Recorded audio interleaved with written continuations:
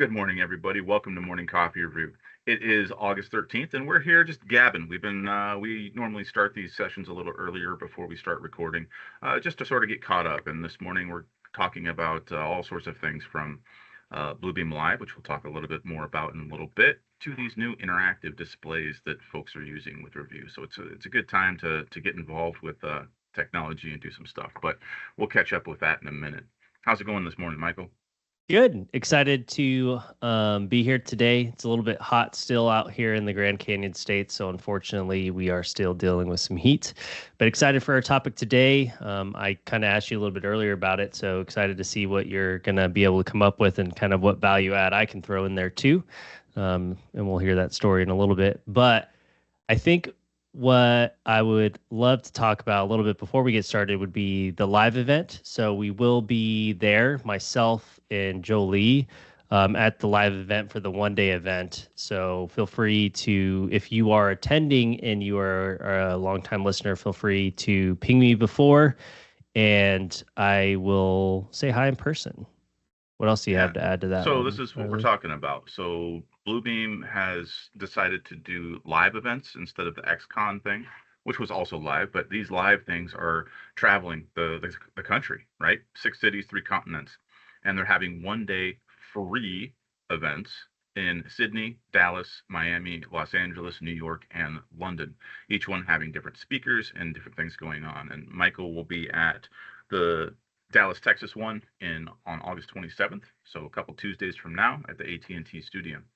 There we go. Stadium, I know the word. Yeah, it's fine. I'm Stadium, wondering, Studio.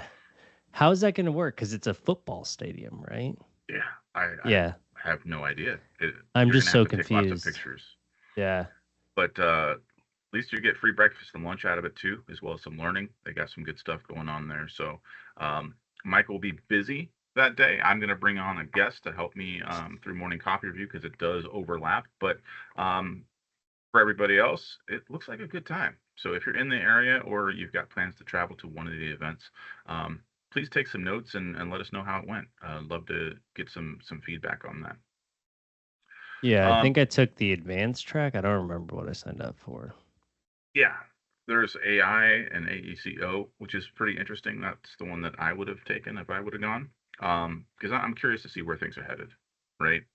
AI comes up a lot, and just because it comes up a lot doesn't mean that there's solutions for it. So, kind of curious there.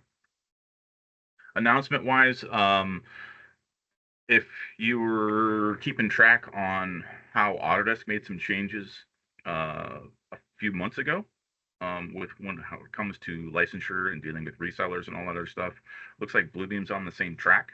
So if you are getting your Bluebeam from a reseller, either us or anybody else, being agnostic here, show them some love, and figure that part out. If you've got a renewal coming up, it's gonna matter a little bit more.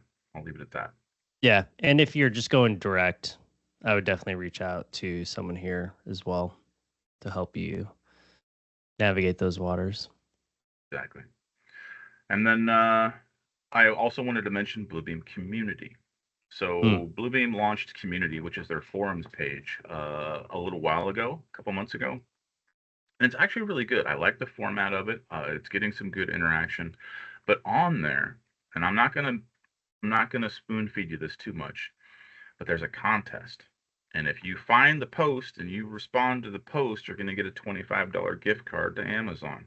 I've already got my gift card, and guess what? They're not even half gone yet. So go to Bluebeam Community, find the post, do the things, get the dollars, spend it on something reckless. Yeah, it's free. And while you're there, you're probably going to click on some other posts. You might even learn something, or better yet, contribute to somebody else's question.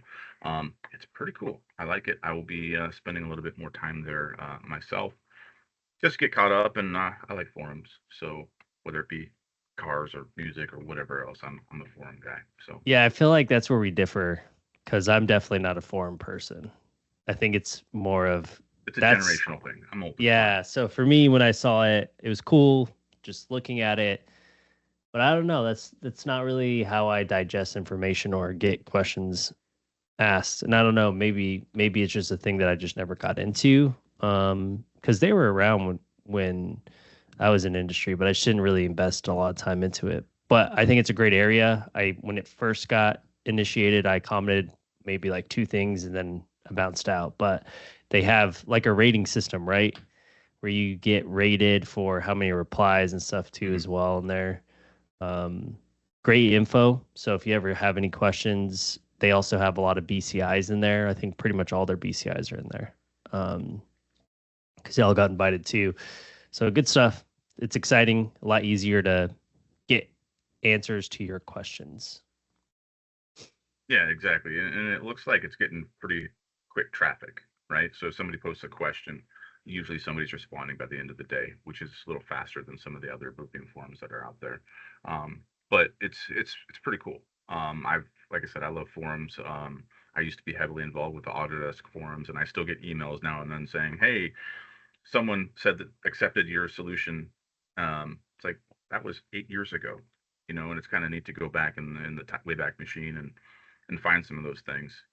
Having old cars that I have to work on myself and like Googling problems. And yeah, in 2012, somebody figured that out, and here's the answer of what you need to do. And I appreciate that. So it's my sort of way of getting involved and giving back because you never know. Someone might have a question that I surprisingly will have an answer to in the future, and we'll see how that goes. But check it out, Bluebeam Community. I want to say it's community@bluebeam.com. Yeah, community.bluebeam.com. Go in there, find the post, make $25, and help out your fellow Bluebeamer. All right, so we talked about Bluebeam Live. We talked about the community. Today we're going to talk about what we're actually going to talk about, right? So Yes. our title for this episode is Making the Perfect Profile. And it seems like a silly sort of thing, but I've been reminded um, recently that not everybody uses Bluebeam the same way, right? So I was on a call with a client. It's humbling, right? It's humbling, yes. You know, if you're joining MCR or clicking on it in the future, you have an interest in Bluebeam and learning more and staying engaged. I was on a call with a client, and he's like, "Can I share my screen?" And he shares his screen, and he opens up Bluebeam. And he didn't just open up Bluebeam. He opened up Bluebeam Review 11. Now, 11's pretty old. It is way dead. There's no way that it will ever live again. But he had And that was Bluebeam 11. 2011. Yeah, yeah, If you want, do we want to age this just so everyone can? I we guess could. Matt's not in here to put a joke, but that's a year after I graduated high school. I'm gonna forget you said that. But it was Bluebeam 11, and I was like, "Wow, holy cow! I'm surprised that still works for one, right?" But also, and I asked him, "Why are you still on 11?" And his response was, "Well, I know where everything is." And I was thinking, maybe we're not talking about profiles enough because with profiles in Bluebeam Review, you can make the buttons go wherever you want them. You can have them set up exactly where you want them. Now, the big caveat is that no, you cannot make the icons look like they did in 17 and below, right? So the icons will be different, but the locations we can make a match. So today we're going to dive into review. We're going to create a perfect profile, and we're going to just go through and manipulate the toolbars, the panels. We're going to move things how we want them to make it the most efficient and effective workspace as we can, right? So we'll dive into the software in just a second. So if you are, what's the word, missing those old icons from pre 2018 review, you can just spend $10 and get on your iPad and get the Bluebeam iPad app because there's those old icons, but they are a thing of the past. And you can export out an old profile because even on the Bluebeam website, they have old profiles that you can download, and they do work on the new platform. They Right. just adopt the new icons and locations of items. So if you were using 2011, you could essentially export out your profile and then import that into your new Review 21. Yeah, isn't that weird? That's when they had 2011, and then what was it, 2020? Yeah, Review 20 is when they made the annual year mark. It wasn't 19, it was 2019, right? Or was it 19? No, it was 2019 when they released, and then they did version to 20. Was it 19, Doug? Yeah, because it was 2019, right? They didn't stop doing year editions until 20, Review 20. Yeah, that's what I thought. And right now, it's still causing a problem because I'll get on a call with clients and like, well, it's Review 21. It's already 24. Why aren't we there yet? It's like, well, they picked an odd year to switch the numbering system, and it's kind of too late now, but it is what it is. So they should have just labeled it as Bluebeam Review, not an edition. Yeah. Right? Yeah. That would have been. Take away the year, because that confuses everybody. Yeah, it does, and I think some other softwares that have taken the year thing, it's not really working out for them all that well. Especially in the Autodesk world. On the civil side of Autodesk, 1% of the people I talk to are actually on Civil 3D 2025, right? Most people are still on 23 or 22. It's like nobody's jumping every year like they want you to, but it's the same thing for Revit because people don't want to be the beta testers. They're launching it and having end users validate everything that was launched into it. It's known that that's what happens, and that's why some folks don't immediately launch into it till all the first couple of patches come out. Exactly. Well, I'll start sharing my screen here. We'll go back to what Michael had mentioned, and I've shared this a bunch of times. It's a wonderful resource here on support.bluebeam.com. There are some custom things that you can download, and what we're talking about was profiles. So there are profiles in here that you can already grab that are pre-configured for both oil and gas and structural steel. But they're old. Look at them. They're compatible with Review 10 and higher only. I didn't even read that first part. That's funny. Yeah. So we're talking some pretty old stuff in here, but it still works. So we're talking when I was still in high school. Disgusting. But these functions are still there. So if you wanted to download them, you can. And that's sort of where we're going to go today. I'm going to make a profile for me, my perfect profile. I'm going to mess things up, and I'm going to make things all sorts of crazy that I will hopefully use. I know Michael and I tend to try to use out-of-the-box profiles, because that makes it easier when we're sharing our screen with you all or sharing them with other folks, because when we use hotkeys and custom things, it doesn't necessarily correlate to how you're interacting with the software, right? So we tend to normally gravitate to Review Advanced, which is my go-to. But I'm going to make a new one for me. I'm actually going to get rid of my old JSON one, and we're going to make one specifically for the use that I have in mind, right? And we'll get to that in a minute. But the point of starting here is that regardless of where you're at now, you can always back it up. You can always save it.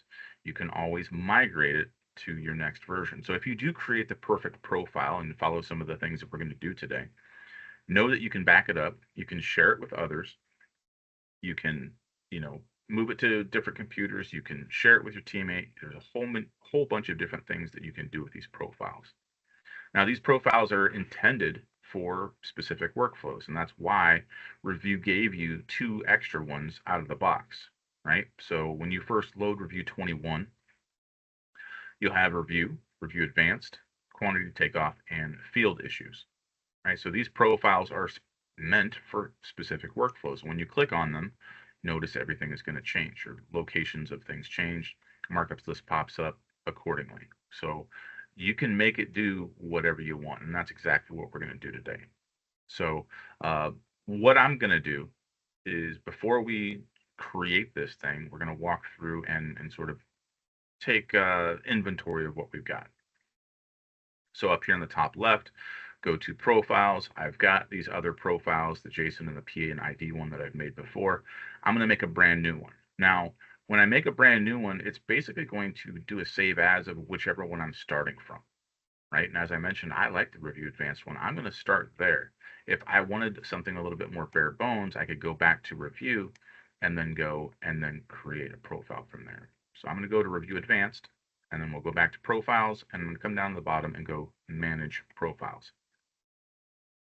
And here we're going to see all of our different ones. Here we do have our active one. I can switch it there as well. So I'm already in the Review Advanced, and I'm going to come down the bottom and go to Add. And this is going to be Perfect Profile, right? We're going to tie into the name of the episode today. Our Perfect Profile, we're going to hit OK. And it did a little flashy thing, and that's about it, right? So now I have this. I have the ability then to export and include dependencies, but we're going to circle back to that at the end. Right, so now I have my perfect profile, and we should check that is active, right? So I know that, no matter what I do in this one, I'm not really messing with anything that's out of the box. So when it comes to the profile, what would make my perfect profile? What do I want this one to do? And I started thinking about this because there's a lot of things in Review that I just don't mess with on a day-to-day basis. If I'm coming in, getting work done, and getting out, most of the time, how I interact with Review is different than how you all might interact with Review or how Michael interacts with Review, right? So the first thing I want to do is take a look at my toolbars up at the top. Now, I am in a web browser, so it does look a little bit different. I'm going to go ahead and just move over to a PDF set. Please. I'll turn off my window. I'm sitting here just like, this looks totally different. It looks funky, right? Because I was in the web browser. Again, if you haven't checked out the web tab, it's kind of handy to have it all in one spot. So I want to talk about my toolbars. I want to deal with them. So I have different toolbars up at the top. These are the ones that are defaulted to the Review Advanced. And I do have my status bar based upon what I have open on my PDF here. But I'm going to go ahead and look at my toolbars and think about, what do I have here that I need and what am I missing, right? If I'm missing something, all I got to do is right click, and then I see a whole drop down of the different toolbars that are available to me. Advanced text, alignment, all things like this. Now, I would use alignment.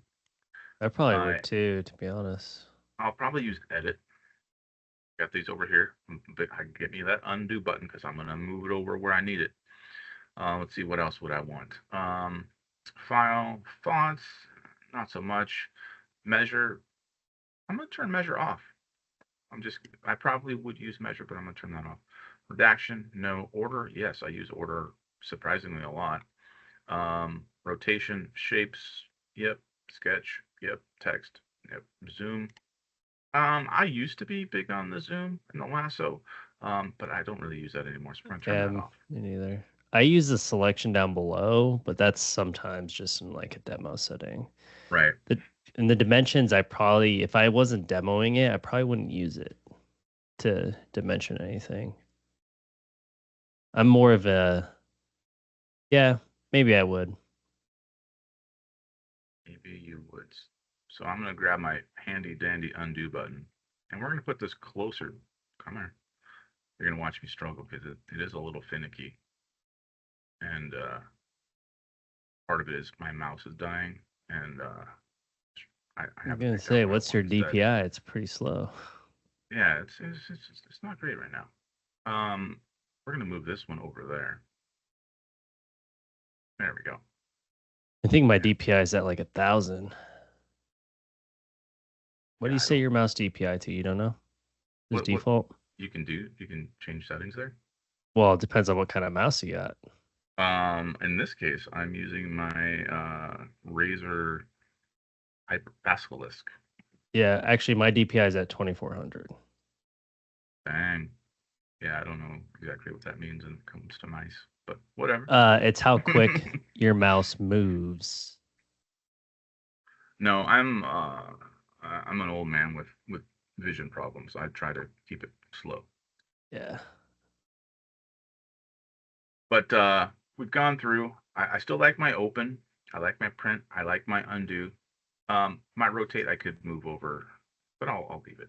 So most of the programs that I use outside of Review, the undo is over in this general area, and that's why I wanted it there. Right? It comes in pretty handy. Again, I try to avoid Control Z and the different hotkeys, except for Alt and Control and Shift, as we know. Very powerful tools in Review. But I try to keep that limited because if I am showing somebody my screen, you can see exactly what's going on, right?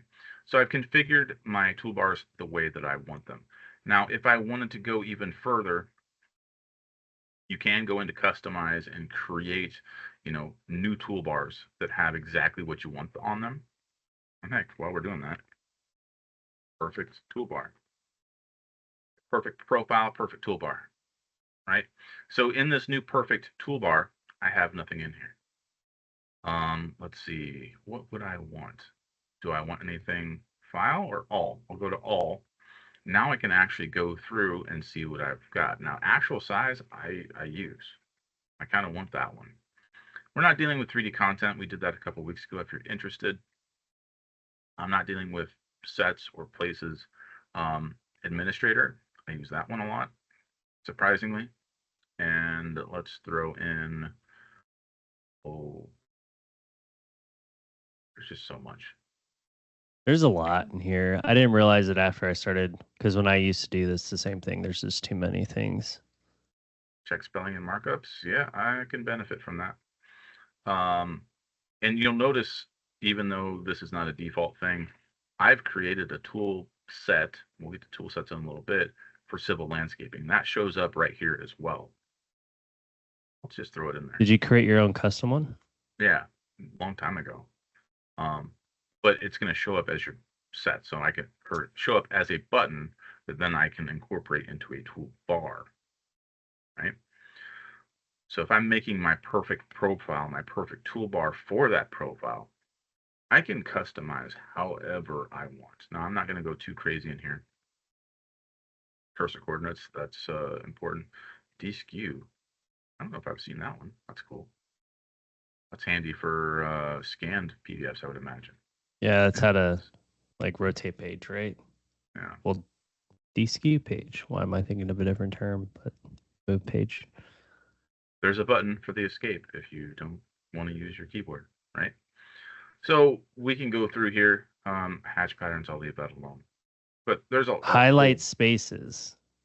Does that toggle them on and off? I don't know. That's weird. I'd never seen that. Well, now we're gonna have to do it. Okay. We'll just say these are my workflows. I'm just gonna scroll through here pretty quick, and we will just hit OK. And now here's that perfect profile. Oh boy, I got my coordinates. Now, as a Civil 3D user, this is a big deal for me. So, and let's see how distracting it is. In AutoCAD and Civil 3D, these coordinates would be down in the lower right-hand corner. And I could move that down there. In fact, if I really wanted to, I could move this down to anywhere I want inside of my interface. All right, so if I really wanted to, I could probably get some of the same functionality from AutoCAD and Civil 3D down here in my lower right corner where I'm familiar with it.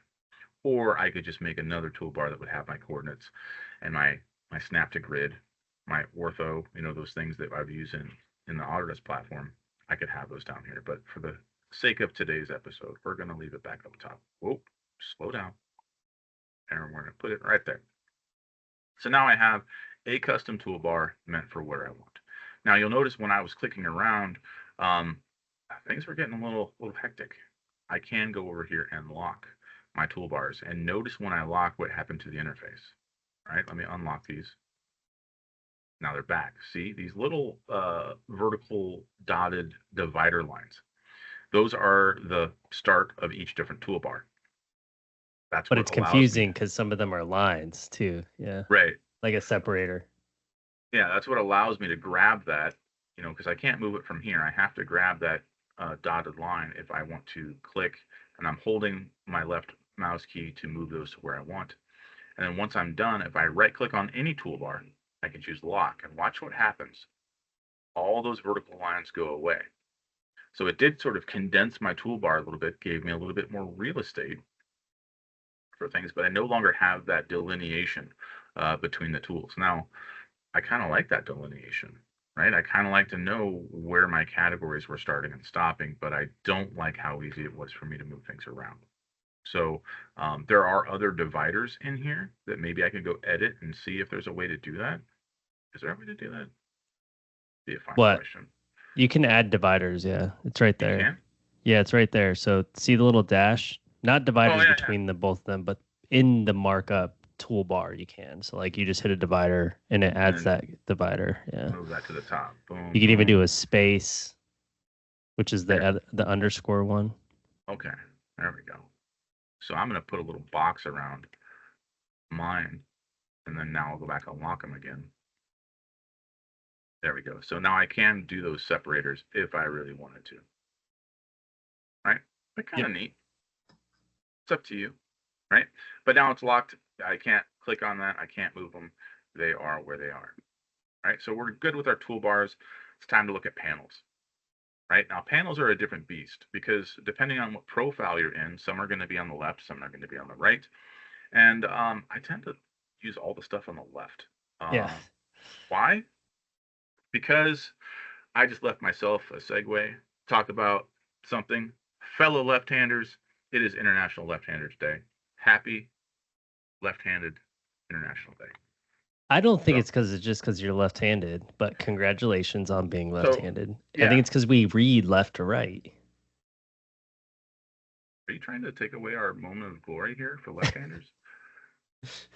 Because I mean No. everything's Yeah. typically on the left side. Like even in Revit and even in AutoCAD, how many people put things on the right hand side?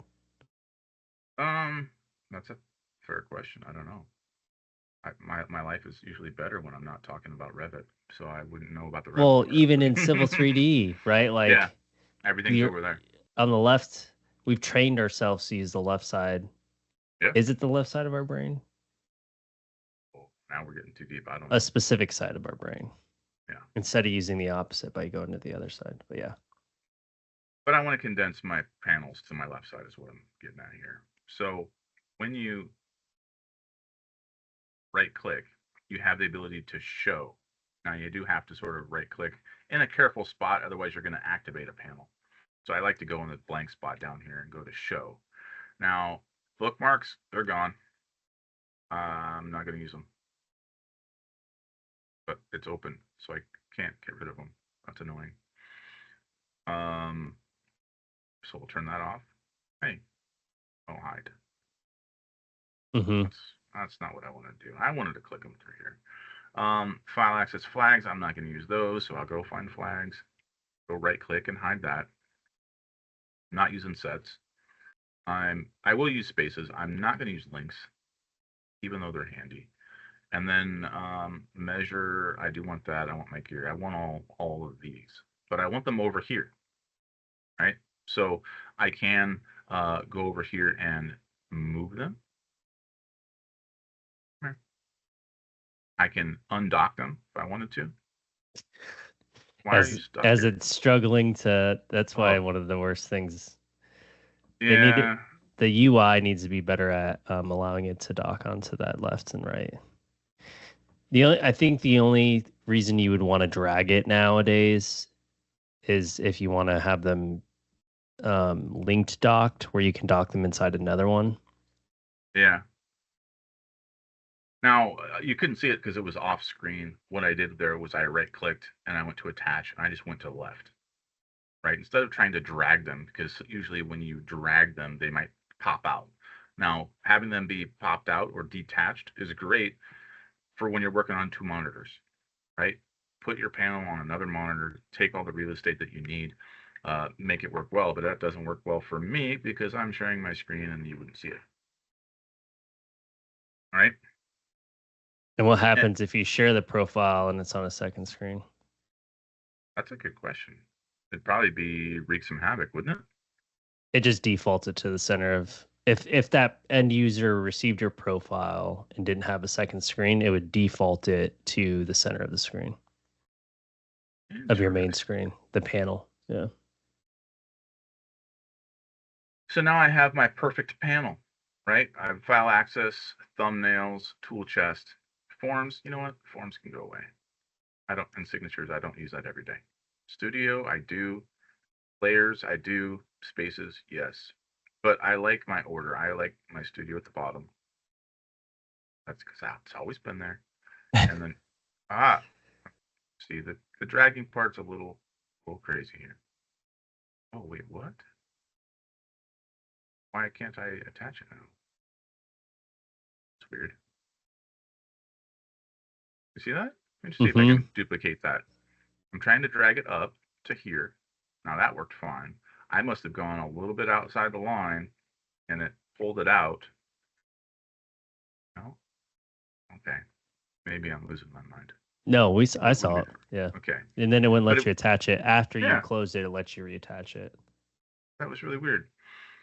But I like my file access. I like my properties. These two I use almost every day, right? These are a little lesser known. Maybe tool chest would be over thumbnails.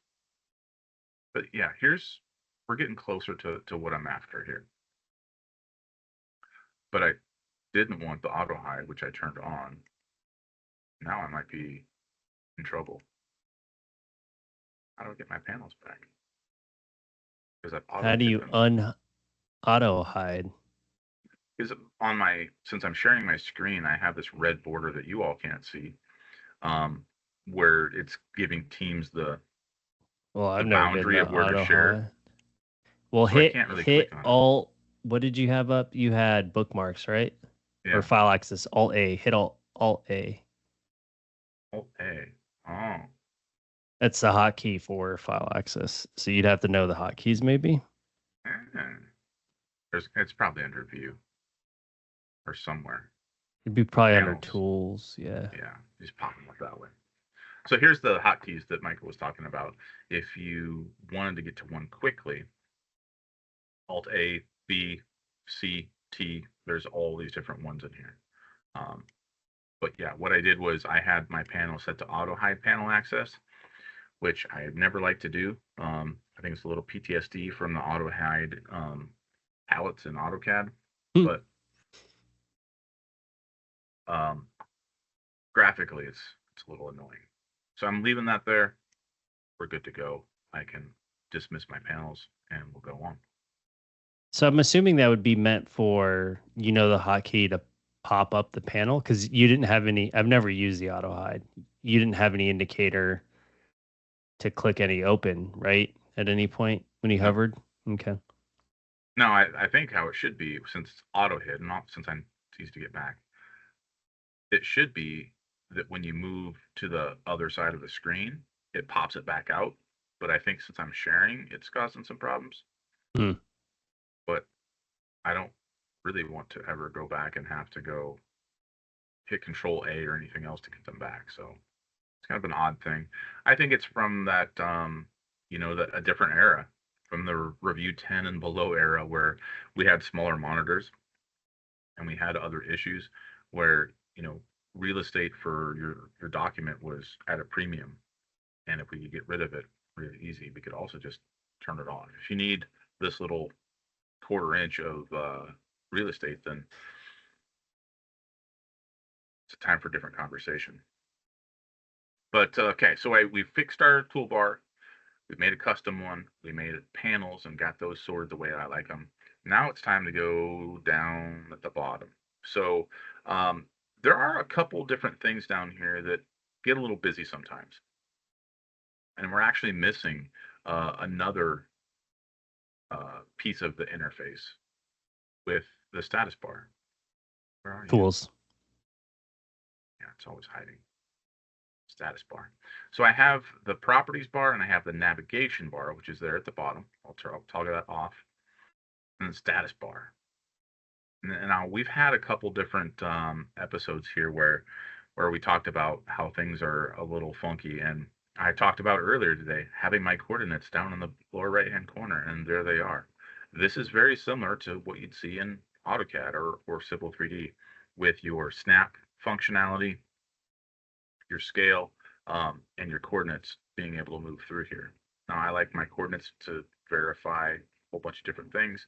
It's also sort of a comfort thing, but this is a little annoying to have the same information duplicated like this. But I can't customize that part.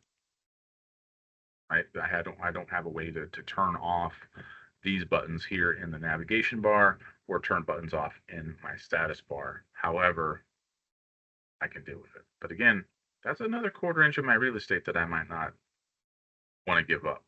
But I do find being able to toggle things off and on quickly is helpful. Again, in my perfect profile, for me, I don't want to use hotkeys, right? So I don't want to have to hit my my snap to content, whatever, that my Control Shift F8, or I don't want to come to my view menu and toggle these off. I want to use my status bar to do that, right? So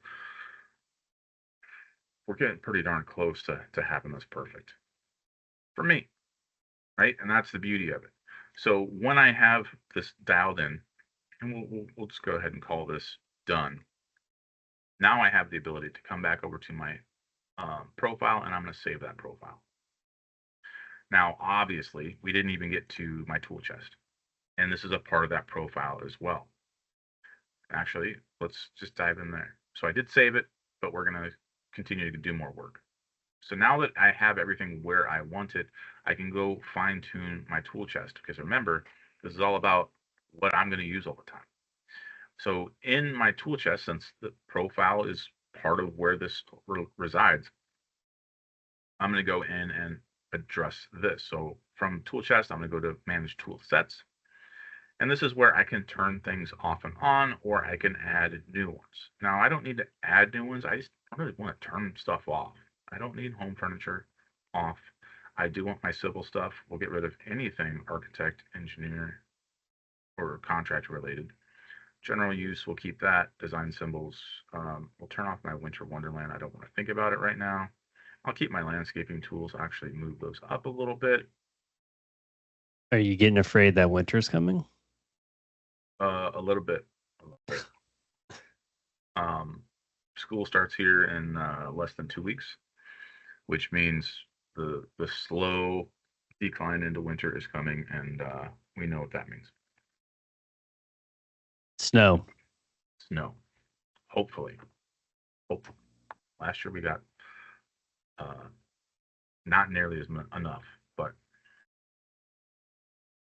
so I'll leave my winter off for now. So I've got some stuff in here. I never use design symbols. Let's turn that on too. General measurements, sure. Engineering review. Let's turn that on too. Trying to make tidy and efficient. Now here's where if I wanted to import any tool sets, if I had some hiding in my stuff, which I'm sure I do, like spectacular symbols, but again, that's for October. We're not there yet. Doors, appliances, all my collection of things. I think we'll bring my people in. There we go. Now we can have people Entourage. Yeah. So again, all this set up. Now we do have that ability to show in all profiles if I wanted to do that, and I can modify these. You know, if I wanted to change any specific thing or have it do other things or relative path, we're gonna save all that for another day. We've gone through that rabbit hole before. We got really nerdy. There's a YouTube video of it. But now my tool chest is dialed. I've got everything set up. I'm going to come back over to review, profiles, and save my profile. Again, old habits, save often, save early. Now at this point, if I wanted to share this profile with anybody, I've created the perfect profile. I can go in and manage that profile. And this is where I have the ability to export it. Now, if I export it, I have the ability to include my dependencies. Now with my dependencies are going to come my custom hatch patterns, my custom line types, my tool sets. What else is going to come with that? Your markups lists? Markup this, statuses, status I. Yep. All those things are in there. Now we didn't get to statuses yet. We might do that with some of the remaining time. And what doesn't come with it are like your line styles, your fill patterns. It doesn't come with. It comes with that. No. Not that I'm aware of. I may be wrong, but that's why you have the export separate for those. It's in my mind here. Wouldn't be the first time. All right. Well, since we have time, The dependencies are like your tool sets and your markups lists. Why wouldn't a line type be part of that? Or your preferences. Interesting. So my team sharing screen was in my way, so I couldn't draw my line. But I wanted to go do that while I was in here too. Right? So we've done this before. I'm just going to go fairly quick, and I'm going to make a custom line style, and we're going to see how this follows things around. And we can test it. So do this, make one, put it in the session, and I'll open it, and we'll see what happens. Yeah, exactly. So perfect lines. Relative path, new, okay. Add, new line type, perfect line. Oh boy. We're getting too generic, aren't we? And we're going to add a text component. Guess what it's going to say? Perfect line. Perfect. And we're going to add a dash to that. There we go. Profile's looking pretty good. Perfect, perfect, perfect. Scale line thickness. No offset. Okay, cool. Done. We've made a perfect line and our perfect path. It's all part of there. I'm going to hit OK. So now when I go in and draw a line, I can select my perfect line and make a perfect line. Isn't that neat? Bless you. So let's see. Let's test the theory. Yeah. So save it out. Go back, profile. Save. And this is, by the way, the method Jason's about to do is another way to get your tool sets to your iPad for those folks, because he's going to save it to a studio session, so not the email. Oh, I am. Are you? Yeah. Okay. Just export it. Yeah. So what I did, since I didn't really talk through it, I selected my perfect profile. That's what's active. I'm going to export, and I'm going to include dependencies. So when I do that, it's going to create that BPX. Most Bluebeam file types start with a B. So Bluebeam profile, extreme, whatever. And I'm going to save that here in my tool sets. For now. Because I want that backup on my C drive. But I've already done that. So when I export again, it's already there. This time I can go save it to a different location. Desktop. Right? Desktop. Yeah, because are you gonna remember where that user is? Okay. Yeah. I'm gonna do it. So inside a session, I'm gonna go over here and let's not do our MCR 2024. You're on this one. Am I? Yeah, you're just offline. There we go. So I'm gonna open up a file in there. I'm gonna go ahead and turn off my airport project. Not gonna save that one. Yeah. Okay. Now in here, I have a project that we've done before. Looks like stars and hatch patterns. But I'm going to go place that tool set. Now, as Michael mentioned, this is a key part of the iPad workflow, but also it's a pretty clever way to share it, right? Let's say I made a custom tool set based on a particular project, right? Maybe we're doing a landscaping project or something where I've got custom tools that are relevant to just that project or maybe that client. This is where I could come in and say, for this particular one, I want a custom tool set as part of the studio session to share with everybody. So with this, I'm going to go tool, I'm going to file attach, and I'm going to go find my perfect profile, right? I'm going to drop it right over here. Why did it default to that file location? I thought you were going to have to go search for it. It was magic. Just magic. And I'm going to change my icon to the file icon, right? So I do have tag, I have attachment, I have paperclip, I have graph, but I like the file icon because it's going to tell you what that extension is. This is where I'm going to place a piece of text. Double click me. Hey, talking in Windows. Oh, what happened? Okay, sorry. Hmm. To add profile. Right. So now I got this piece of text. Put that right there. Move things around. Boom. So as part of that studio session now, anybody who joins this can come over here and double click it, and it will change their entire profile to match. So this is where I'm going to stop sharing. Michael's going to jump in and test the theory. I was wrong. Right? You're wrong. Wait, whoa, whoa, whoa, whoa. Did you double click it already? Yeah, of course. Share your screen. Let's take a look. See, I see you guys were typing on the chat, and I didn't have the chat open while I was sharing my screen. Yeah, so I double clicked it. Basically, this was over here, double clicked it. Well, what did that say? Well, it's not gonna. Oh, so open the file attachment or browse. Okay. I already imported it, so. But it actually does come with your line. Ta-da! See, I was pretty sure it did, but I think you're right. There was something that we've tried before where it didn't come with it that we expected it to. So yeah, I if wonder you if were the creating, hatches. It would probably be your hatches too, right? I would imagine so. I don't think I had any custom ones in there though.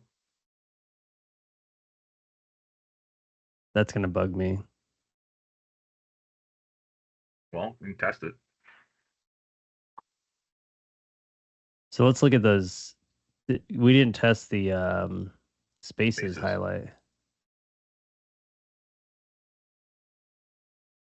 I think it's just a toggle. Oh, that's cool. Yeah, that is cool because you can do it from the toolbar as well, or for the panel. Right on the spaces panel, there's that same button, but this is a little quicker to have it there. Yeah.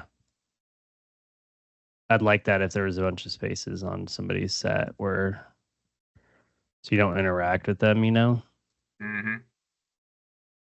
Because sometimes they can get a little unruly depending on how many you have, how colorful you make it, all Yeah. that stuff. Too many things in one area. And then you can also customize your own buttons. So we'll go to my profile. So this places a stamp everywhere. So I'll Control Z.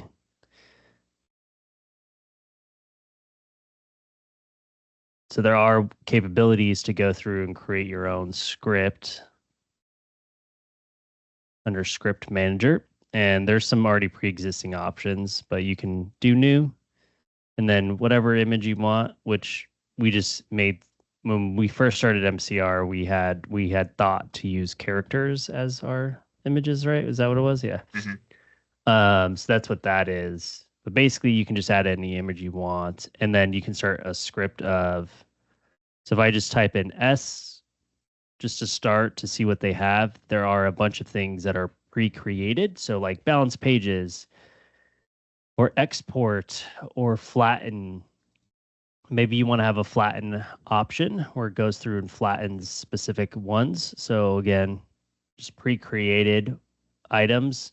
I did the stamp one, which was place a stamp, and then it tells you kind of where you can have it pre-place stamps for you.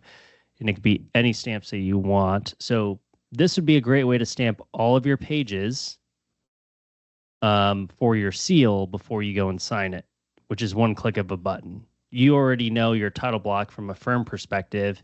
You could have different scripts for different title block sizes, knowing the page location, and then you could have it pre-stamp.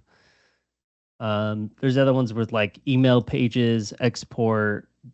There's a lot. So, and you just hover over it, and it explains what that command script line does for you. So you basically just go through and read them, and then once you're done, you've created your own. So this one is just stamp, what stamp is it going through, and grabbing the approved stamp from my stamp selection. So in your stamp options, where is it going? For this one, I did upper right, and you can see that upper right, upper left, lower left, lower right, and then so on and so forth. And then the destination that you want it to go to. So this is just numerical number of location on a page. And then what type of opacity do you want? There's a lot. So if you just read it, it tells you. So that those coordinates that you've got there, how did you pick those? How did you know where to put them? I just defaulted it. So it's 0.510. I mean, you're a coordinates person. I'm not that much, so. So when I enabled the coordinates toolbar, that could help us maybe find the proper location to where that would need to be. But it looks like you had extra coordinates. It's not just an X, Y there. Interesting. I'll have to go play with that. Yeah, since you can't change this stamp I know is top left distinction, so like it's right here. It's where it's being placed. So from that perspective, just being aware that this location, when you're placing a stamp, is determined by the default placement. So this is going to be the top left of the approved part. Oh, no, it's center. The other one was top left. So just being aware of that location of where the default is, just like when you create a custom markup, where that default grouping is bottom left, that's why I wish you could change origin, like right click, replace origin. Yeah, that would be handy. Well, tie it back into our start. That's something to put on the suggestions over on the Bluebeam community. And there are different forums over there for suggestions, daily help, different workflows. Bluebeam Labs is over there too. Can you vote up in the community suggestions or no? Is that what Peter was kind of hinting at where they're going to go with it, or is that not really what it is? I know there's a thumbs up thing, but I didn't know if there was a thumbs down thing. I don't know if it works like Reddit, where you can get into the negatives, but be interesting. Negatives are fun. It's only an upvote, Jason. That's right. That's right. Just because you use it some way doesn't mean that I'm not going to use it that other way. That's exactly the point of today's episode, is making it work for you, doing what you want to do. Doesn't have to be, you don't have to please everybody. Exactly. Like you can create your own stamp. Oh, convert to grayscale. That was one too. It's an interesting bug to have. So we tested grayscale. We tested just about everything that we had made, right? Yeah, so this one was the main important one. I didn't realize it actually does come with your line styles. It made sense that it would, but I was always under the interpretation that it didn't, so that's good. And any hatch patterns that you have too. Yep, and we didn't make a custom hatch pattern on this episode, but we've done it before. Yeah. And if you go to that session, we have one in there. In this session, this one? Yeah. Yeah. Down star. I can't grab it. Can I copy? Can you copy these and paste it? Yeah, cool.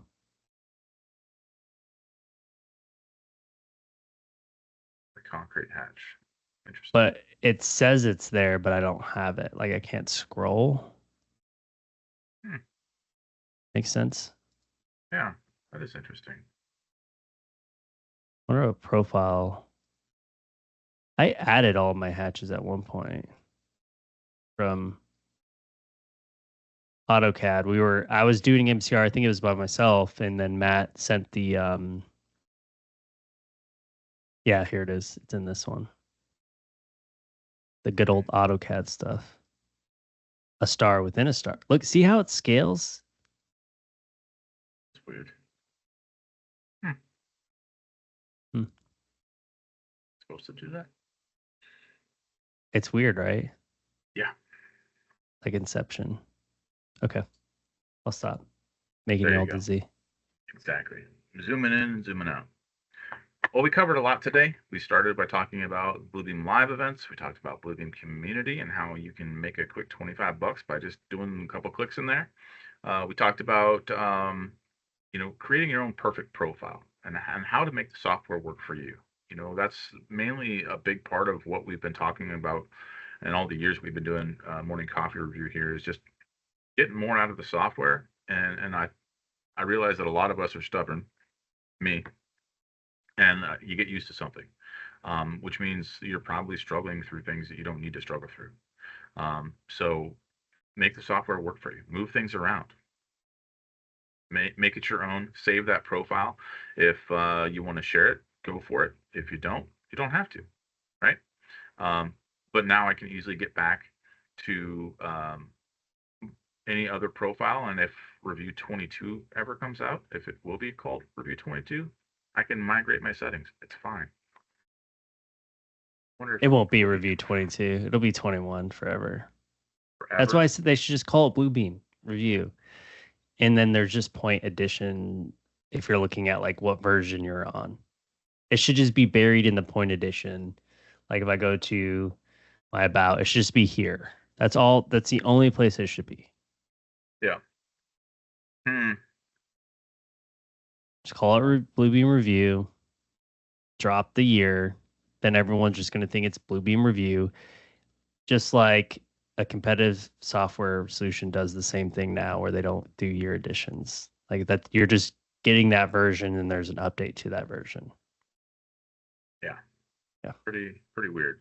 All right. I'll jump off my horse. So. Yeah, we'll have to see where that goes.